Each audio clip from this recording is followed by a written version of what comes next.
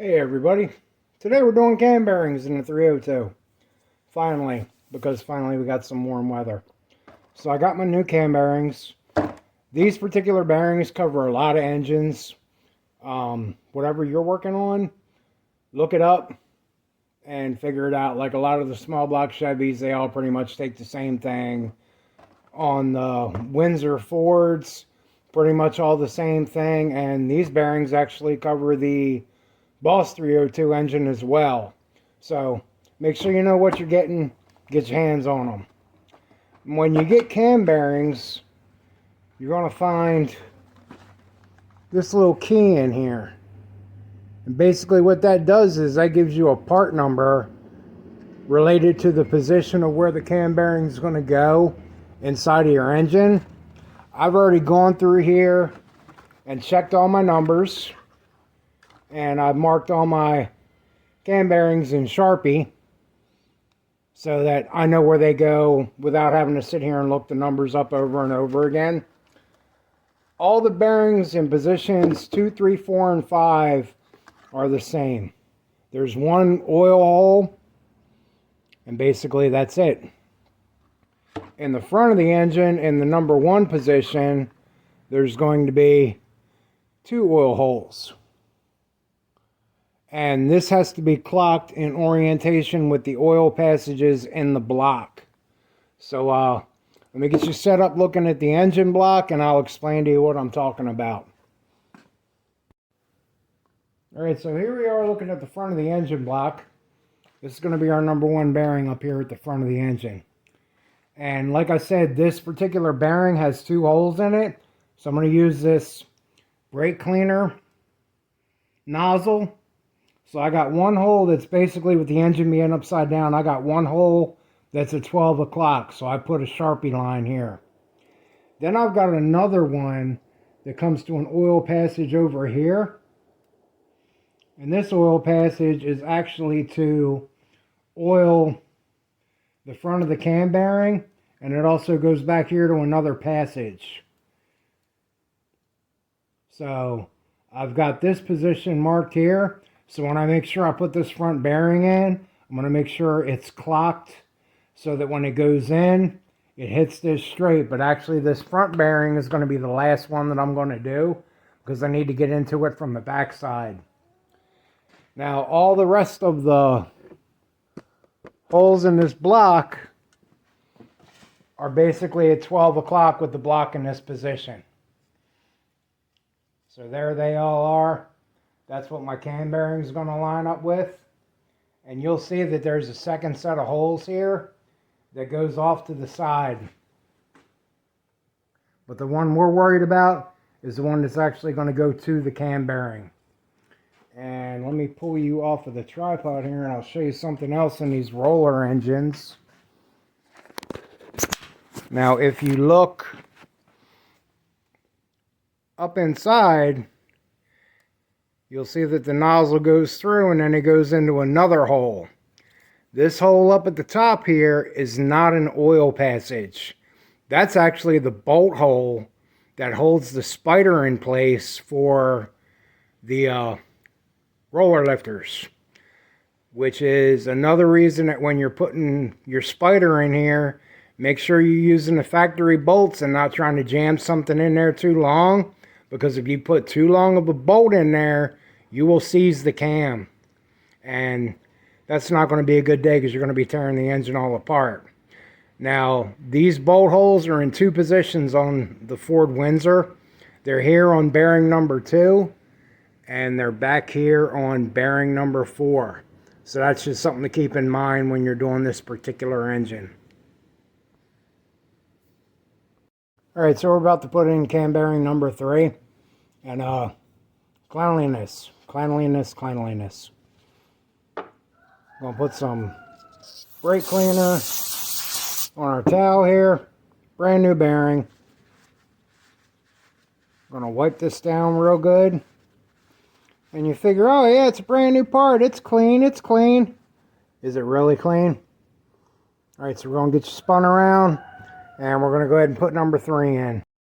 Alright, so I've already wiped out this internal bore here for the bearing to go into. I put a little Marvel Mystery Oil on my finger. And I'm also going to wipe the cam bearing down with light oil, just to make it a little better to go in. No need to put them in dry. We're going to go ahead and drop our bearing in. He's going to pull the tool back out a little bit because I don't have room. And slide forward slowly. Now we're going to put the wrench on the cam bearing tool. He's going to tighten the shaft up. You don't have to go gorilla tight on this thing.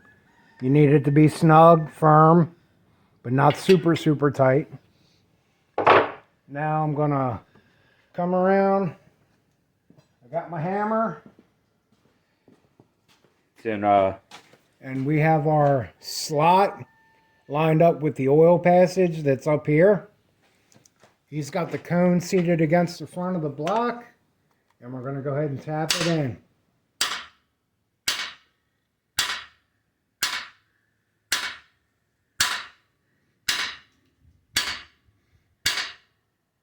Easy.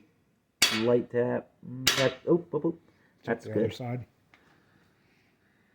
Yep, looks good. Okay. Now we're going to go ahead and take our tool out of it.